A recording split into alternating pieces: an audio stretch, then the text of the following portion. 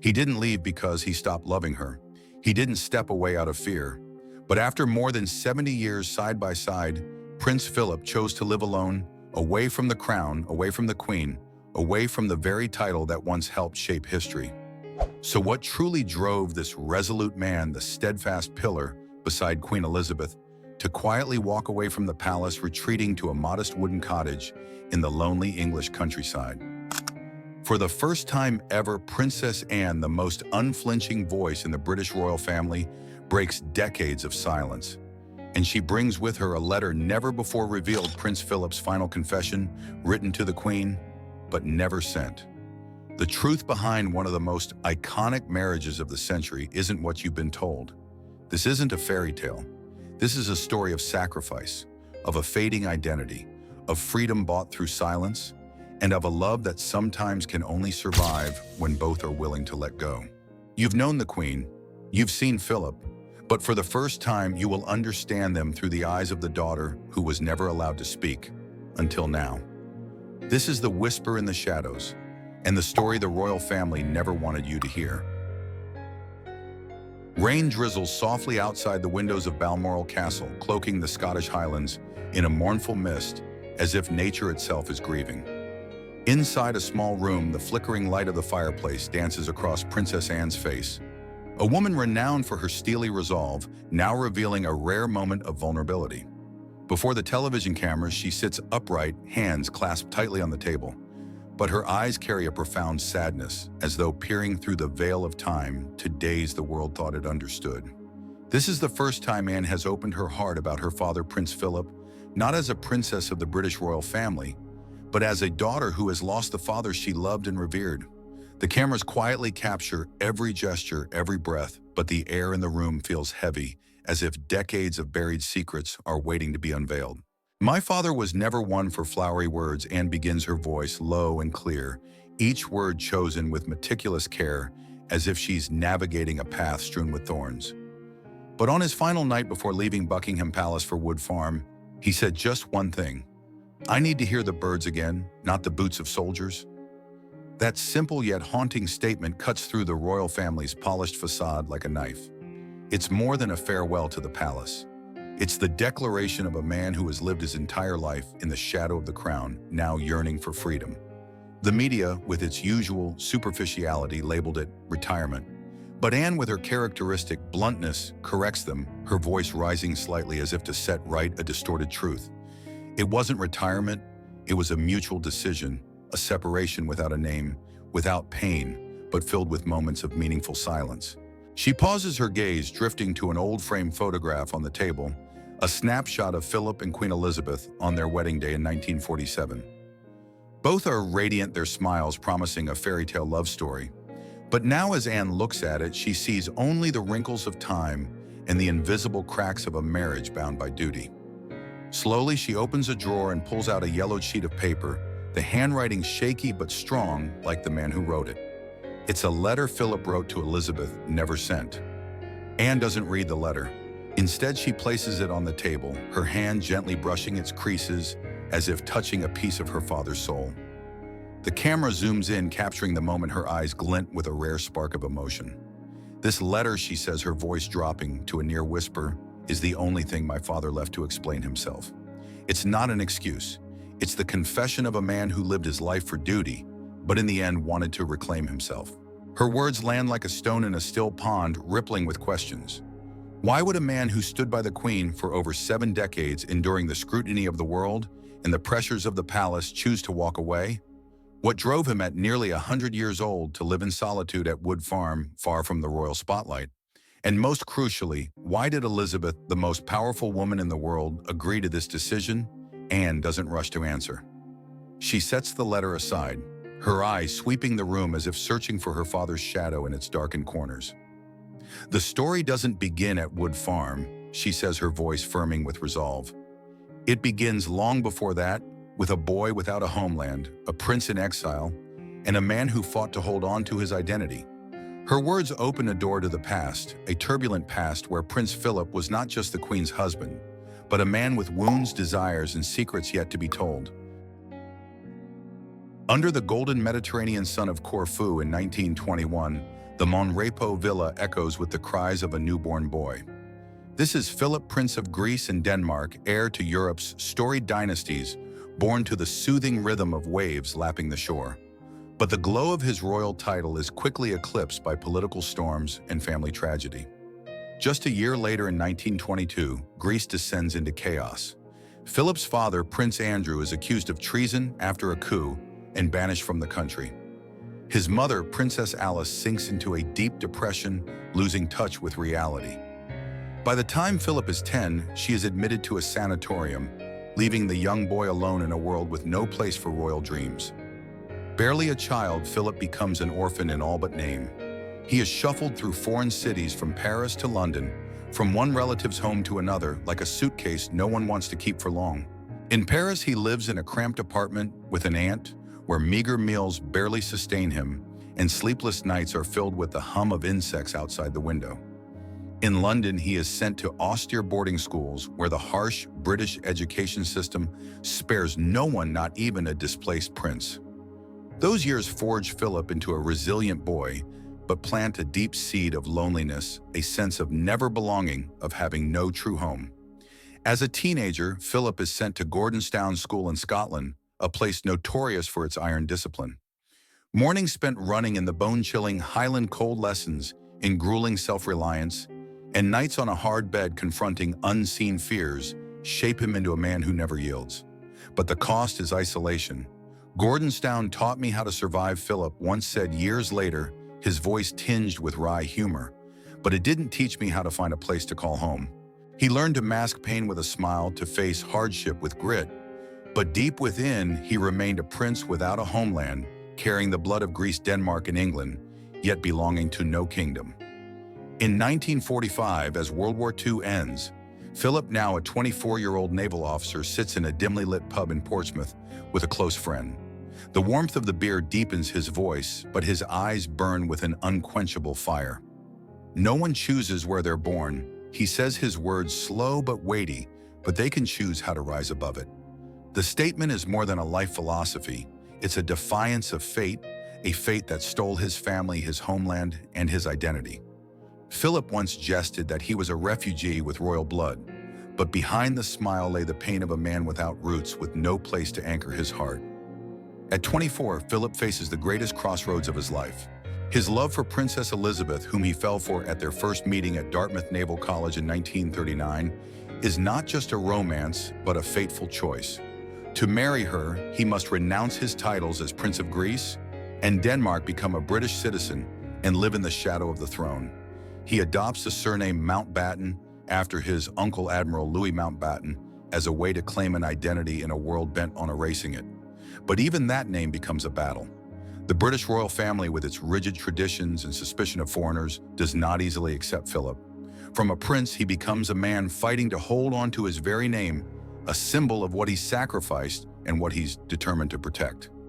In a rare moment of candor one evening, with his Navy friend as the pub's soft lights create an intimate glow, Philip confesses, his voice a mix of pride and bitterness. "If I have children, I'll teach them to remember my name, Mountbatten. Not for status, but because I fought for it." The words are not just a declaration of identity, but a vow to himself, a promise that he won't let the world erase who he is, no matter the cost. Yet he could not foresee that marrying Elizabeth meant not only marrying a woman, but an empire with unyielding rules where his identity would be tested at every turn. Philip's story, as Princess Anne would later recount in her Balmoral interview, is not just about a prince in exile. It's about a man who always longed to be himself, trapped in a world that wouldn't allow it. "My father carried the blood of many nations," Anne says, her voice softening, her gaze distant, "but he belonged to none.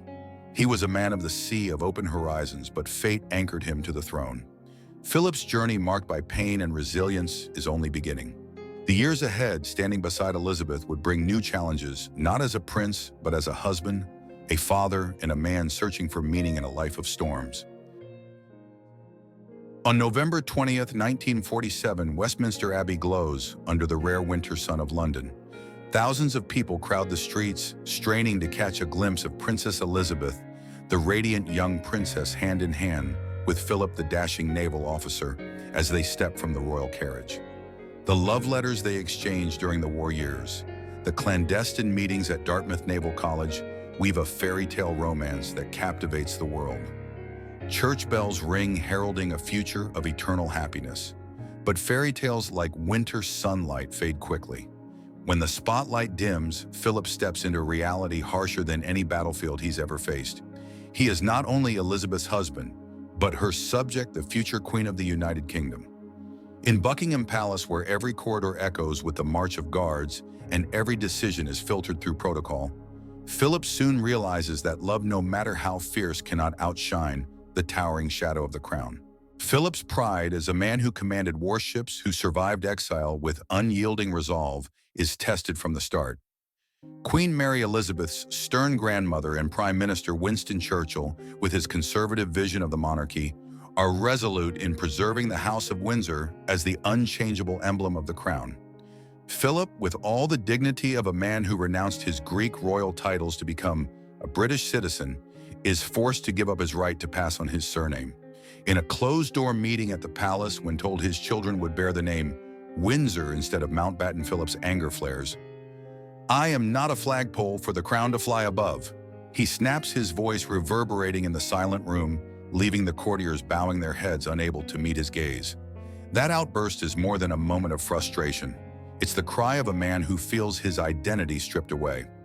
Philip's struggle isn't just about a name.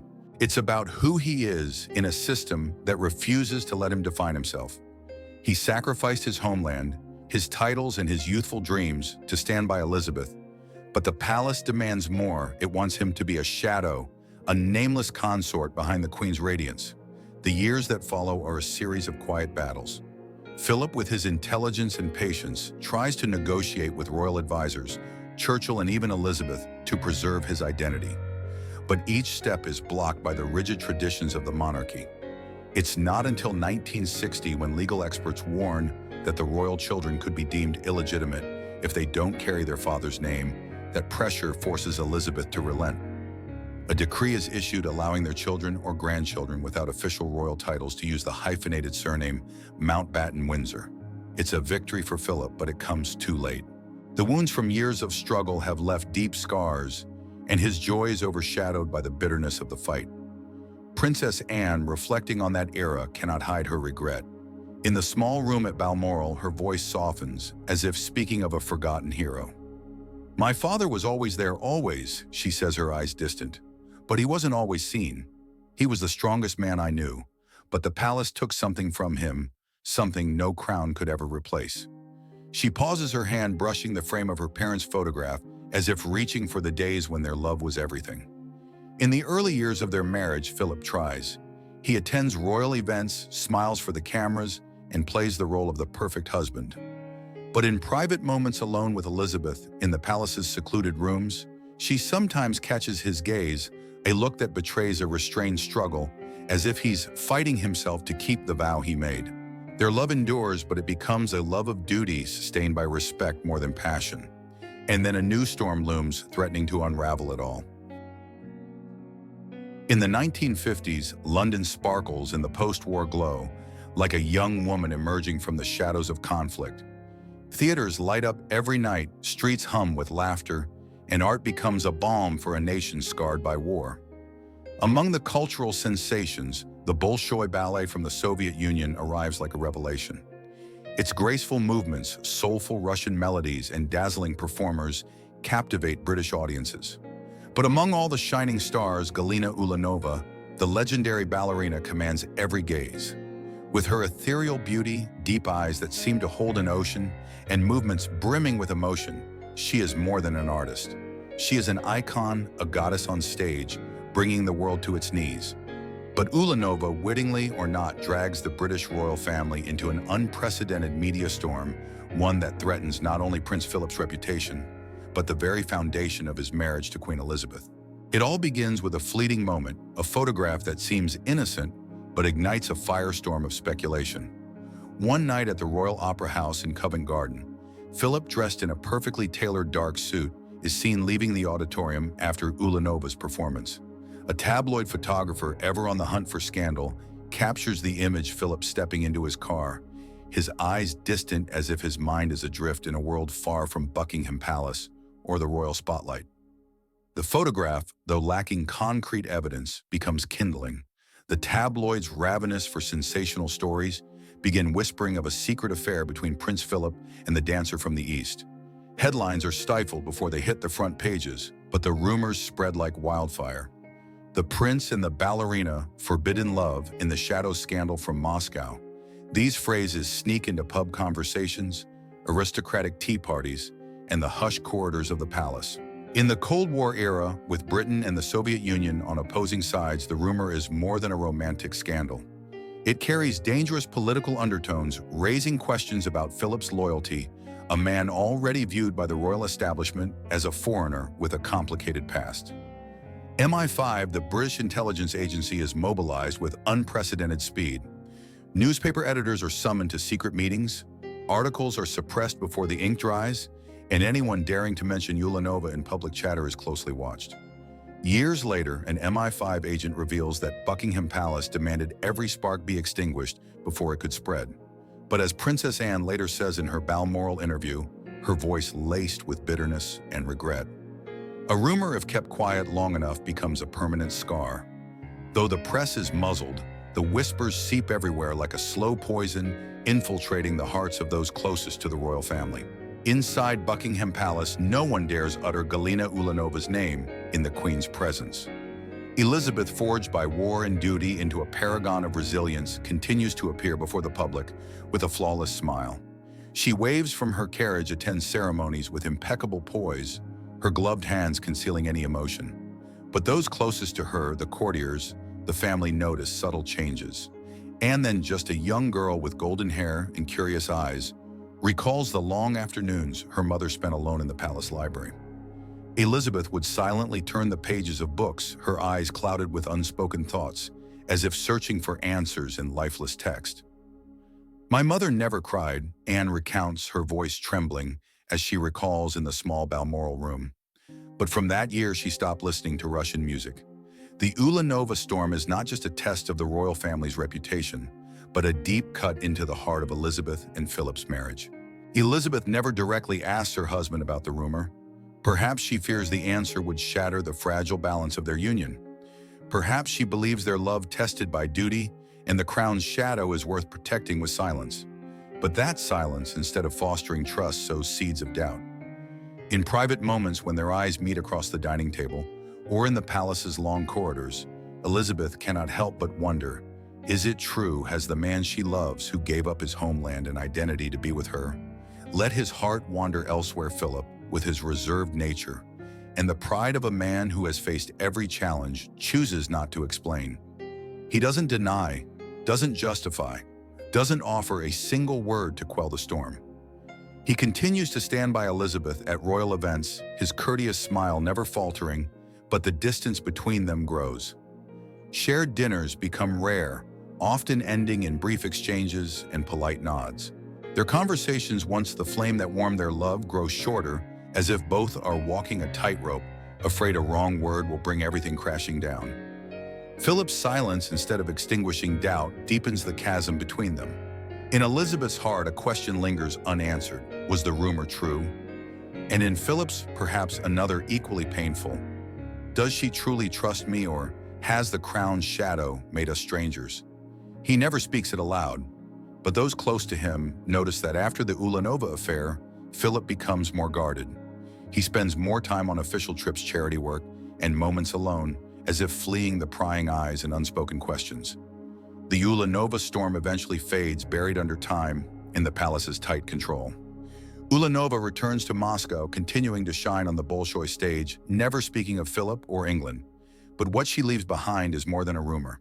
It's an invisible crack in Elizabeth and Philip's marriage, a crack that widens silently over the years, leading to Philip's fateful decision years later at Wood Farm. The scandal, though never proven, plants a seed of distance in their hearts, a reminder that even the fiercest love can be wounded by things left unsaid. In 2017, as icy winds sweep through the Norfolk countryside, Prince Philip, at 96, makes a decision that shakes the royal family and the global media. He announces his complete withdrawal from royal duties, no state affairs, no ceremonies, no sound of marching guards. Instead, he chooses Wood Farm, a modest house tucked deep within the Sandringham estate, as his final refuge. It's not a grand palace or a lavish mansion, but a simple haven with rustic wooden walls, windows overlooking green fields, and the cheerful chirping of birds each morning. For Philip, it is paradise. The decision, though shocking to the public, is not impulsive. Princess Anne, during her Balmoral interview, calls it an emotional retirement. She sits upright, her gaze steady but brimming with emotion as she speaks of her father. "My father wasn't running away," she insists, her voice low but powerful.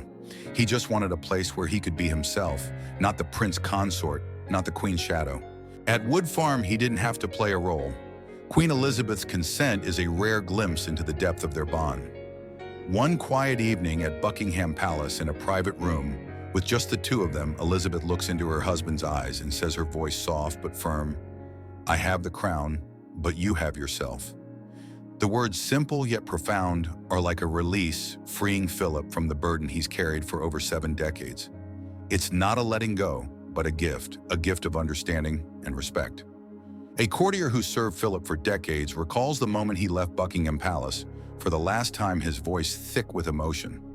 That night he took off his uniform, the naval dress he once wore with pride, the royal regalia he donned for duty. He hung it on the rack slowly, as if hanging up a lifetime of obligation. Then he stepped onto the balcony, opened the door, and took a deep breath. I'd never seen him so relieved. It was as if he'd lifted the world off his shoulders. At Wood Farm, Philip lives a life he never had the chance to experience. He brews his own tea in the small kitchen, refusing the staff's help. He spends hours reading books on naval history, their pages transporting him back to his free days at sea as a young naval officer, unbound by courtly protocol. In the afternoons, he picks up a paintbrush, sketching crashing waves and distant horizons, images that echo a life he once dreamed of. On a bookshelf among worn books sits a small photograph of Elizabeth from their early marriage, a reminder that no matter where he is, his heart belongs to her.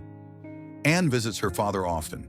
These trips are not just a daughter's duty, but a chance to see a Philip the world never knew, a man who is witty, reflective, and at last at peace. "My father at Wood Farm wasn't Prince Philip," Anne recalls, her voice softening. "He was a man who loved telling jokes, listening to the wind rustle through the fields and painting the sea. I'd never seen him happier. Yet even in that peace, there are moments of quiet sorrow." One afternoon, as Anne sits with her father by the fireplace, Philip gazes out the window and says, his voice low, like a confession, "I've lived a long life, but sometimes I wonder, who did I really live it for?" The question hangs unanswered, a testament to the inner struggle of a man torn between duty and the longing for freedom. Wood Farm is more than a retreat. It is Philip's final sanctuary, a place where he can live without permission, without playing a part. But fate, with its unexpected twists, soon brings him back to Elizabeth in a way no one could have foreseen. In 2020, as the COVID-19 pandemic sweeps the world, Britain plunges into a strict lockdown. Windsor Castle, with its ancient stone walls and tranquil gardens, becomes Queen Elizabeth's refuge. But unexpectedly, it also becomes the setting for a reunion with Philip after nearly 5 years apart. For the first time in decades, they live under the same roof. No guards, no ceremonies, no prying media eyes. Just two elderly souls facing the passage of time and a love tested by countless storms. Their days at Windsor are a return to rare simplicity. Gone are the lavish banquets with dozens of courses and intricate protocols. Instead, they share plates of steaming soup, simple roasted meats, and a glass of red wine that Philip insists on pouring himself. They sit across from each other in a small dining room, the candlelight flickering on faces etched with time. Their conversations no longer revolve around state affairs or royal duties, but drift to old memories, their first meeting at Dartmouth, hunting trips at Balmoral, and playful moments with their children when they were young. Each afternoon, they stroll together in the castle's back gardens, their steps slow but in sync. Philip, though frail, keeps his habit of cracking jokes, coaxing a laugh from Elizabeth, a rare, genuine smile not for the cameras. Prince Charles, visiting once, is moved by the sight. For the first time in years, he tells Anne, his voice heavy with emotion, I saw Mother laugh, not for the cameras, but from her heart. And Father, despite his age, was still the only one who could make that happen. No one speaks of the past, not the rumors about the dancer Ulanova, not the years of disputes over the family name, not the time apart at Wood Farm. They seem to have silently agreed that the past, no matter how painful, cannot define their remaining days. But Anne, with a daughter's keen insight, notices a small detail she'll never forget. Each morning, Elizabeth places Philip's unsent letter, the one she found after he left Buckingham, on the tea table in the drawing room. She doesn't read it, doesn't touch it, just lets it rest there, a silent acceptance. It wasn't forgiveness, Anne says in her interview, her eyes gleaming with understanding. It was understanding. Their love didn't need explanations, it just needed presence. That letter with Philip's trembling script becomes a symbol of a bond that has weathered every trial, not through grand words, but through patience, respect, and meaningful silences. Their days at Windsor bring simple but precious moments. One evening, as they play chess in the drawing room, Philip suddenly takes Elizabeth's hand, a rare gesture in their old age. "You're still terrible at this game," he teases, his voice hoarse but warm. Elizabeth smiles, replying, "And you're still cheating, as always." That moment, small but powerful, is a testament that while time may steal health and youth, it cannot steal their love. The pandemic, with all its cruelty, unwittingly gives Philip and Elizabeth a final gift. Time to be together, not as queen and consort, but as two people who have walked nearly a century side by side. Yet even in this reunion, the shadow of death creeps closer, poised to write the final chapter of their grand, complex love story. On April 9, 2021, the sky above Windsor Castle is gray, as if nature itself is bidding farewell to a legend. Prince Philip, the man who stood beside Queen Elizabeth for over 7 decades, passes quietly in a simple room at the castle, just weeks shy of his 100th birthday. There are no tolling bells, no grand pronouncements from the palace. Only silence envelops the moment, mirroring the way he lived his final years, simple, private, and true to himself. Philip's funeral, per his wishes, is not a state spectacle. No lavish national mourning, no lengthy orations crafted to polish the royal image. In St. George's Chapel at Windsor, only family, Queen Elizabeth, their children, their grandchildren, and a handful of closest friends gather to say goodbye. A lone trumpet sounds in the cold air, simple yet stirring a final salute to a soldier, a naval officer, and a husband who lived his life for duty. Elizabeth, dressed in plain black, sits silently in the front pew, her eyes hidden behind a veil, but her trembling hand, clutching a handkerchief, betrays her unspoken grief. A month later, Princess Anne steps into the BBC studio in London. The stage lights illuminate her face, a face that carries the strength of a woman raised in the royal court, but also the emotion of a daughter who has lost a deeply loved father.